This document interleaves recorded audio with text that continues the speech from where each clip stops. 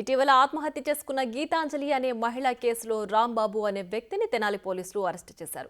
విజయవాడలోని సింగ్ నగర్లో అదుపులోకి తీసుకున్నారు. ప్రస్తుతం అతన్ని విచారిస్తున్నట్లు తెలుస్తోంది. ఏపీ ప్రభుత్వం అందిస్తున్న పథకాలపై ప్రశంసలు కురిపించడంతో గీతాంజలిని టీడీపీ జనసేన నేతలు ట్రోల్ చేయడంతో ఆమె మరణించినట్లు వైసీపీ ఆరోపిస్తోంది.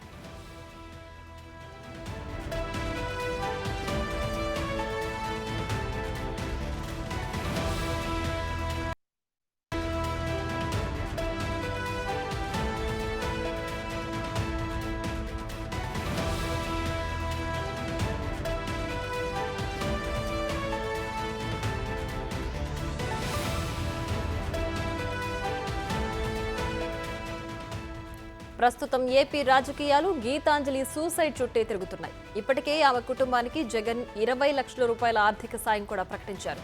గీతాంజలి కుటుంబ సభ్యులను పోటాపోటీగా టీడీపీ, వైసీపీ నాయకులు వెళ్లి పరామర్శిస్తున్నారు.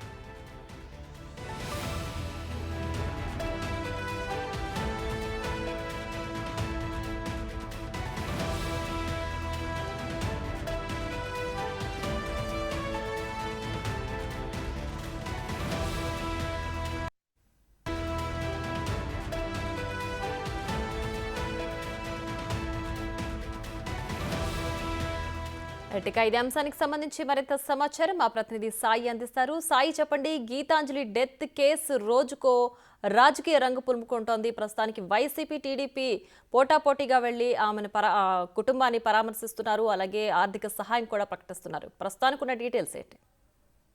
ప్రియా, గీతాంజలికి సంబంధించి ఆత్మహత్య లేదా హత్య అనే దానిపైన అయితే పూర్తి స్థాయిలో దర్యాప్తు అయితే జరుగుతున్నటువంటి పరిస్థితి ఉంది.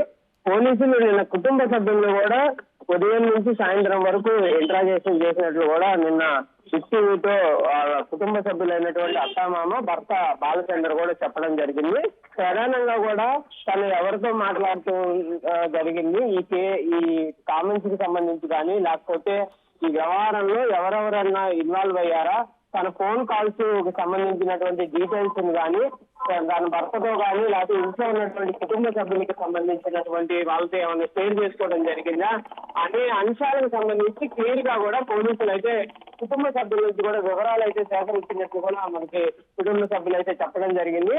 అయితే ప్రధానంగా మాత్రం ఇంకా కుటుంబ సభ్యులు మాత్రం కామెంట్స్, బ్యాడ్ కామెంట్స్ సంబంధించినటువంటి అంశాల నేపథ్యంలోనే ఆత్మహత్య జరిగిందని మేము క్లియర్ గా నమ్ముతున్నామనే విధంగా మాత్రం వాళ్ళు స్పష్టం చేస్తున్నారు. అయితే పార్టీలకు సంబంధించి టీడీపీకి సంబంధించిన వాళ్ళు పెట్టడం వల్ల లేకపోతే వేరే వాళ్ళ అనేది మాత్రం మేము నమ్మట్లేదు. మాకు టీడీపీ సభ్యుల నుంచి కూడా పూర్తి స్థాయిలో సపోర్ట్ ఉందనే విధంగా మాత్రం భర్త అయినటువంటి బాలచందర్ నిన్న మనతో చెప్పడం జరిగింది.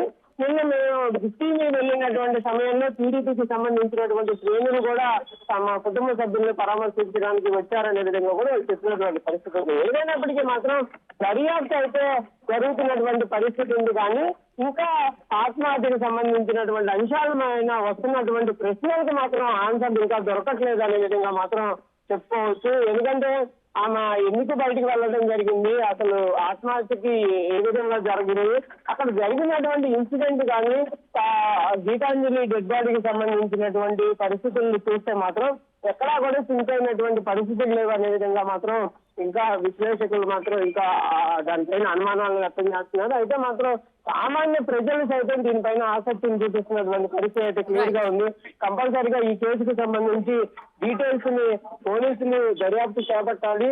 క్లియర్ గా అసలు ఈ అంశాలు ఏం జరిగింది అనేది బాహ్య ప్రపంచానికి తెలియజేయాలనే విధంగా మాత్రం సామాన్య ప్రజలు కూడా కోరుతున్నటువంటి పరిస్థితి ఉంది.